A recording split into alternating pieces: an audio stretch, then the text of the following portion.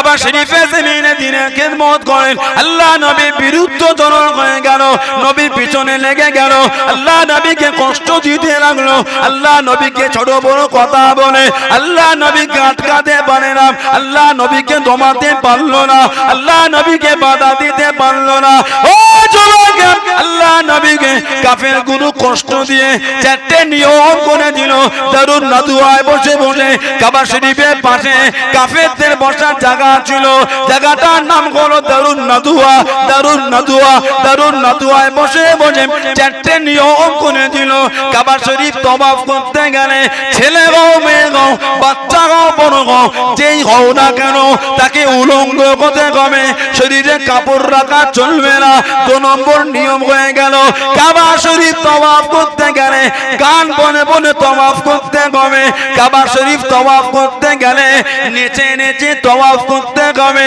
কাবা শরীফ তওয়াফ করতে গেলে হাততালি দিয়ে দিয়ে তওয়াফ করতে হবে, যাতে নবী না যায়। কাবার সামনে লটকে দিল, কাবায় ঢুকলে চারটে মানতে হবে, উলঙ্গ হতে হবে, গান বলতে হবে, নাচতে হবে, হাততালি দিতে হবে। চারটের মধ্যে নবী একটাও হবে বলে মনে হয়? এগুলো বন্ধ করতেই তো আল্লাহ আমার নবীকে পাঠিয়েছেন। জোরে বলে। এখন বলে কাফেরদের উলঙ্গ হতে লজ্জা লাগে? কথা বলে না। আমাদের শরম নাই? লজ্জাটা কি? লজ্জাটা কি? ইমানের একটা অংশ, ইমানের অংশ। বাচ্চা বেলায় ছেলেগুলো উলঙ্গ হয়ে ঘোরে, 3 বছর 2 বছর 1 বছরের ছেলে, লজ্জা লাগে? কথা বলে না। শরম লাগে কেন? বিবেক নাই, বুদ্ধি নাই, জ্ঞান হয় না। বড় হলে একটা 7 বছরের ছেলের প্যান্টটা খুলে দেবেন তো কি করবে? কাঁদবে না? 2 বছরের ছেলের প্যান্টটা খুলে কাঁদবে? কাঁদবে না। 7 বছরের ছেলে, 6 বছরের ছেলে কাঁদবে কেন? একটু বুঝার ক্ষমতা হয়েছে। দেখবে আমাদের সমাজে কিছু কিছু যুবক চ্যাংরা ছেলে আছে, মেন রোডের গায়ে ট্যাপ কল, টাইম কল, পুকুর, ছোট ছোট প্যান্ট পরে গোসল করে। আছে না? নাই। কথা বলে না। ওই ছেলেটার কি নাই?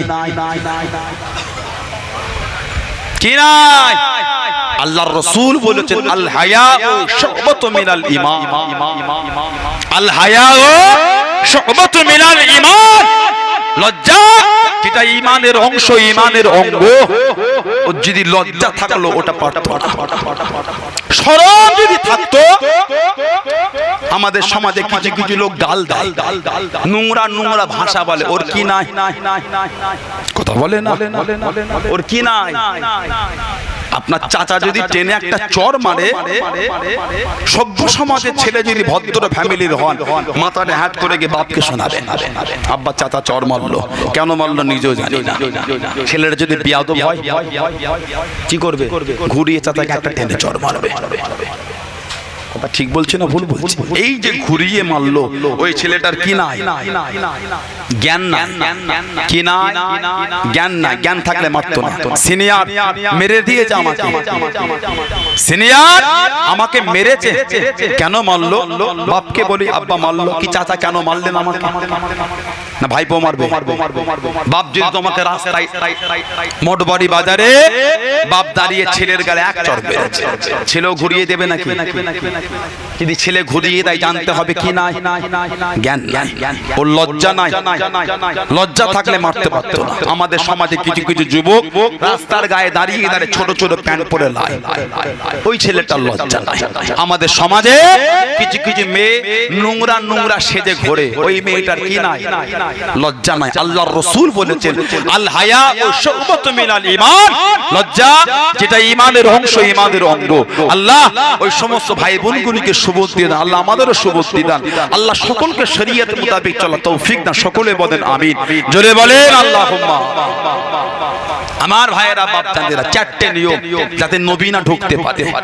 তারপরও নবীকে আটকাতে পারছে না, তারপরও আল্লাহ রাসূল সাহাবাদের জানিয়ে দিল, ও আবু জেহেল কি জানিয়ে দিয়েছিল, আমার ভাইপো যদি সত্য নবী হয়, আমার ভাইপো যদি সত্য নবী হয়, আল্লাহ পাকের প্রেরিত রাসূল হয়, আমার ভাইপোকে গিয়ে বলে দে, মুহাম্মদকে গিয়ে জানিয়ে দে সাল্লাল্লাহু আলাইহি ওয়াসাল্লাম ও যদি সত্য নবী হয়, ওকে যদি আল্লাহ পাক পাঠিয়ে থাকে, ওকে গিয়ে জানিয়ে দে, ওর আল্লাহকে যেন গিয়ে বলে দেয়, ওর আল্লাহকে যেন শুনিয়ে দেয়, ওর আল্লাহ যেন আমাদের উপর গজব খানা নাজিল করে, আমাদের উপর গজব খানা দিয়ে দেয়। ও যুবক, আল্লাহ পাক কোরআন শরীফ নাজিল করে দিলেন, আল্লাহ পাক নবীকে সান্ত্বনা দিয়ে দিলেন, আল্লাহ পাক কোরআন নাজিল করে দিলেন। ও হাবিবে প্যারা, আপনি কষ্ট নেবেন না, আপনি দুঃখ নেবেন না। কোরআন শরীফ সূরা আনফালের 33 নম্বর আয়াতে আল্লাহ পাক জানিয়ে দিলেন, ওমা কানাল্লাহু লিয়াযবাহুম ওয়া আনতা ফীহিম।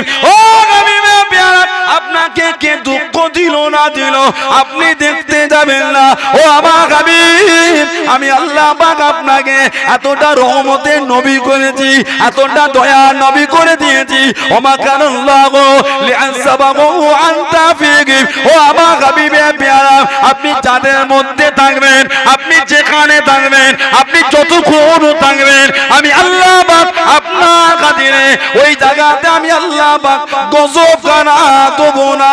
জোরে বলুন সুবহান, আর একটু জোরে বলুন সুবহান।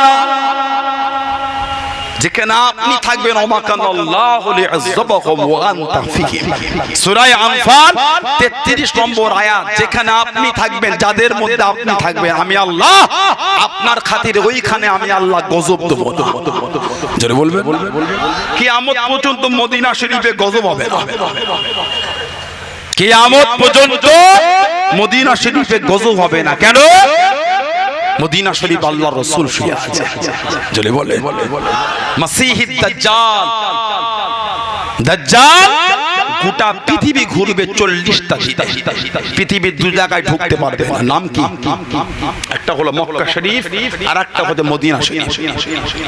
দুনিয়ার কোন লোক বর্ডার করবে না, আল্লাহর তরফ থেকে বর্ডার হয়ে যাবে। দাজ্জাল আসবে না, কথা বলে না, দাজ্জাল আসবে না। দাজ্জালের চোখ কটা? 3টে। দাজ্জালের চোখ কটা? চোখ একটা। কানা দাজ্জাল জাহান্নামী কাফের, এক চোখ।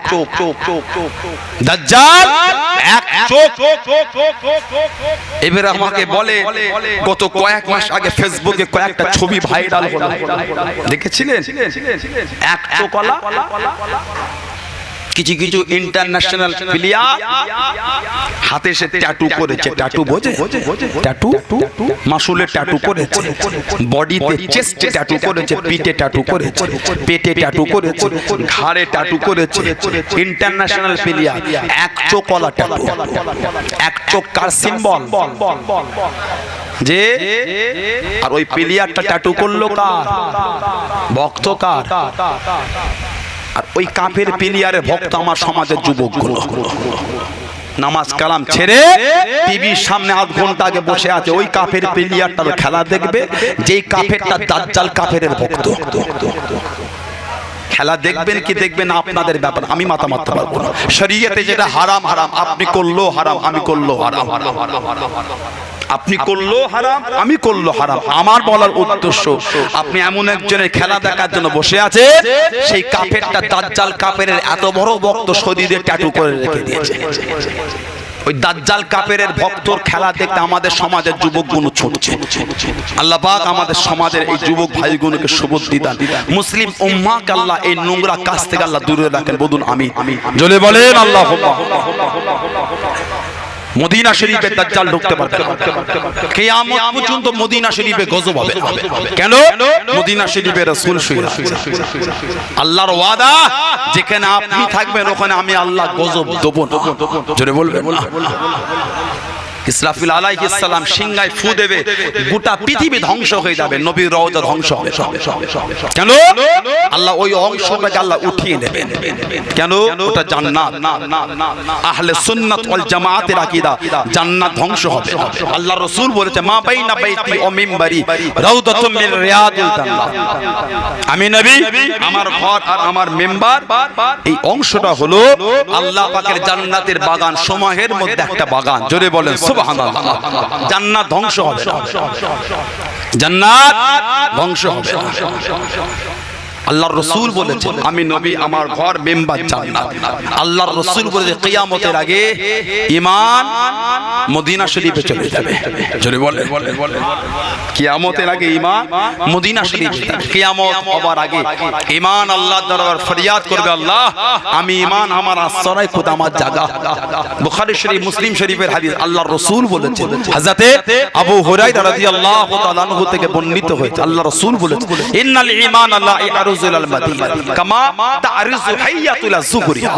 ঈমান মদিনা শরীফে ফিরে আসবে, কামা যেমন তা'রিজু হাইয়াতুল যুহরিহা, সাপ তার গর্তে ফিরে আসে। আল্লাহ ঈমানকে কিয়ামতের আগে মদিনা শরীফে ফিরাবে। কেন? ঈমান ধ্বংস হবে না, রাসূলুল্লাহ দরবারও ধ্বংস হবে না, নবীর দরবারে আল্লাহ ঈমানকে আমার আল্লাহ হেফাজত করবে। জোরে বলেন সুবহানাল্লাহ। খোদ ঈমান যদি নবীর দরবারে হেফাজত পায়, যাদের অন্তরে নবীর মহব্বত থাকবে তারা জাহান্নাম থেকে বাঁচতে পারবে না। ইনশাআল্লাহ বলেন আল্লাহুম্মা আমিন। জোরে বলেন আল্লাহুম্মা আমিন। আল্লাহ আমার নবীকে রহমতের নবী করেছেন, ওয়া মাকানাল্লাহু লিয়াযবাহু ওয়া আনতা ফিকি। সেই নবীর মহব্বতে এসেছে, সেই নবীর নামে রবিউল আউয়াল শরীফ মাসে মাহফিল আল্লাহ করিয়ে নিচ্ছে। যে নবীর শান, যে নবীর দরজা, যে নবীর ইজ্জতকে আল্লাহ তাআলা করেছে। হযরতে নবী আদম আলাইহিস সালাম থেকে নিয়ে ঈসা আলাইহিস সালাম পর্যন্ত কোন নবী এমন ছিলেন না যারা আমার নবীর আলোচনা করে। জোরে বলবেন না। আজকাল আমাদের সমাজে কিছু ভাই অজ্ঞতার পরিচয় দিয়ে বা হিংসার বশে পড়ে, দুটোর মধ্যে একটা, হয় অজ্ঞতা নাই হিংসা। যখন নবীর নামে ঈদে মিলাদুন নবীর মাহফিল বলা হয় বা নবী দিবসে মাহফিল বলা হয়, তাদের একটু রাগ হয়, এসব করছে বেদাত জিনিস, এসব ছিল নবী, সব ছিল নবীর আলোচনা মাহফিল। আদম নবী তানার ছেলে হযরত শীশ আলাইহিস সালাম আল মাওয়াহিবুল লাদুনিয়া বলে কিতাব, আল্লামা ইমাম জালালউদ্দিন সুয়ুতী রাহমাতুল্লাহ কিতাব লিখে আল খাসাইসুল কুবরা। যে ইমাম জালালউদ্দিন সুয়ুতী রাহমাতুল্লাহ জীবনে আমাদের নবী পাককে ৭৭ বার দেখেছিলেন। জোরে বলা গেল না। কে ইমাম জালালউদ্দিন সুয়ুতী? যিনি জোহরের নামাজ পড়লে দরবারের খাদেমকে তাকিয়ে দেখে, জি হুজুর ওযু আছে? ওযু করায়? জি হুজুর। কথা বলবো মরণের আগে বললে হবে না। জি হুজুর আজকে আসরের নামাজ আল্লাহর কাবায় গিয়ে পড়বো, তুমি আমার সাথে যাবে। জোরে বলে, আর জোরে বলা গেল না। হুজুর যাব। আল্লাহ পাকের ওলি হযরত ইমাম জালালউদ্দিন সুয়ুতী রাহমাতুল্লাহ আলাইহি, ও যুবক আল্লাহর ওলি ডাক দিয়ে দিন, আল্লাহর ওলি ডেকে নিন, ও বাবা খাদেম, ও বাবা খাদেম, আমি জালালউদ্দিন, আমার হাতটাকে ধরো বাবা, আমার হাতটাকে ধরো বাবা। হুজুর হাতটাকে ধরে নিলেন, ও বাবা খাদেম চোখ দুটো বন্ধ করো বাবা, চোখ দুটো বন্ধ করো বাবা। হুজুরের খাদেম চোখ দুটো বন্ধ করে নিলেন, ও বাবা খাদেম আমি জালালউদ্দিন, আমার সাথে সাথে ২৭ কদম কেটে কেটে চলো বাবা, ২৭ কদম কেটে কেটে চলো বাবা। ও যুবক আল্লাহর ওলি হযরত ইমাম জালালউদ্দিন সুয়ুতী রাহমাতুল্লাহ আলাইহি হুজুরের হাতটাকে ধরে হুজুরের কানে ২৭ কদম কেটে কেটে গেলেন। ও বাবা খাদেম, ও বাবা খাদেম চোখ দুটো খোলো বাবা, চোখ দুটো খোলো বাবা। ও যুবক আল্লাহর ওলি হযরত ইমাম জালালউদ্দিন সুয়ুতী রাহমাতুল্লাহ আলাইহি হুজুরের খাদেম চোখ দুটো খুলে কি দেখেছিলেন? আল্লাহ পাকের কাবা শরীফের সামনে দাঁড়িয়ে আছে। ও যুবক আল্লাহ কাবা শরীফকে সামনে রেখে আসরের নামাজটা আদায় করলেন, আসরের নামাজটা আদায় করে, আসরের নামাজটা আদায় করে আল্লাহর ওলি ডাক দিয়ে দিলেন, আল্লাহর ওলি ডেকে নিলেন, ও বাবা খাদেম চলো বাবা, চলো বাবা বাড়ির দিকে ফিরে যায় বাবা, চলো বাবা, চলো বাবা বাড়ির দিকে ফিরে যায় বাবা। ও যুবক আল্লাহর ওলি হযরত ইমাম জালালউদ্দিন সুয়ুতি রহমাতুল্লাহ আলাইহি আল্লাহর ওলি ডাক দিয়ে দিলেন, আল্লাহর ওলি ডেকে নিয়ে হুজুর আমার হুকুম করলেন, আমার হাতটাকে ধরো বাবা, আমার হাতটাকে ধরো বাবা, চোখ দুটো বন্ধ করো, চোখ দুটো বন্ধ করো। আমি জালালউদ্দিন আমার সাথে সাথে 7 কদম হেঁটে হেঁটে চলো, 7 কদম হেঁটে হেঁটে চলো। ও যুবকেরা, আল্লাহর ওলির সাথে 7 কদম হেঁটে হেঁটে গেলেন। আল্লাহর ওলি হুকুম করে দিলেন, আল্লাহর ওলি জানিয়ে দিলেন, বাবা চোখ দুটো খোলো বাবা, বাবা চোখ দুটো খোলো বাবা। চোখ দুটো খুলে কি দেখেছিলেন? যেখানকার মানুষ সেখানে দাঁড়িয়ে আছে। জোরে বলুন সুবহান, আর একটু জোরে বলুন সুবহান। সেই ইমাম জালালউদ্দিন সুয়ুতি কিতাব আল খাসায়েসুল কুবরা, আল খাসায়েসুল কুবরা, যিনি তাফসীর জালালাইন শরীফের 15 পারা তাফসীরটা মাত্র 40 দিনে লিখেছিলেন। হযরতে ইমাম জালালউদ্দিন সুয়ুতি রাহমাতুল্লাহ তাফসীর জালালাইন শরীফের তাফসীর মাত্র 15 পারা তাফসীরটা মাত্র 40টা দিনে লিখেছিলেন। কিতাবের মধ্যে লিখছে আকবালা আদম আলা ইবনে শীশ, হযরতে নবী আদম আলাইহিস সালাম ছেলে শীশ আলাইহিস সালাম বাপ বেটা দুজনে মুখোমুখি হলেন। ফাকালা আই বুনাইয়া, আদম নবী বলতে হে আমার ছেলে, হে আমার বৎস, আনতা খলিফাতি মিন বাদি, তুমি আমার পরে খলিফা হবে, তুমি আমার পরে দ্বীনের দায়িত্ব পাবে। ফাকুযহা ফি ইমারাতি তাকওয়া ওয়াল উরওয়াতিল উসকা, দ্বীনের উপর মজবুত হবে, তাকওয়ার উপর দৃঢ়তা হবে। ফাকুল্লামা যাকারতাল্লাহু ফাযকুর ইলা যানবিহি ইসমা মুহাম্মাদিন সাল্লাল্লাহু আলাইহি ওয়াসাল্লাম। জোরে বলেন সুবহানাল্লাহ। আদম নবী জানাচ্ছেন ফাকুল্লামা যাকারতাল্লাহ, তুমি যখন আল্লাহর নামে জিকির করবে, আল্লাহকে স্মরণ করবে, ফাযকুর ইলা যানবিহি ইসমা মুহাম্মাদিন সাল্লাল্লাহু আলাইহি ওয়াসাল্লাম, তুমি সাথে সাথে খুব মনোযোগ দিয়ে খুব ভালোবাসার সাথে মুহাম্মদ রাসূলুল্লাহর নামটাও তুমি স্মরণ করবে। জোরে বলে। আদম নবী আমার নবীর নাম আলোচনা করেছেন না করেন? তারপরও বলবেন বেদাত। ঈসা আলাইহিস সালাম কোরআন শরীফে এসেছে আমার নবীর নাম বলে দিলেন, আমার পরে একজন নবী হবে মিন বাদি ইসমহু আহমদ। হযরতে ঈসা আলাইহিস সালাম বলে আমার পরে যিনি নবী হবেন তার নাম হবে হযরতে আহমদ সাল্লাল্লাহু আলাইহি ওয়াসাল্লাম। জোরে বলবে, আর জোরে বলা গেল না? তারপরও বলবে নবীর আলোচনা বেদাত। তারপরও এলাকায় অশান্তি করবে, বলে তারপরও এলাকায় ঝগড়া করবে, কাজ খুঁজে পাওনি।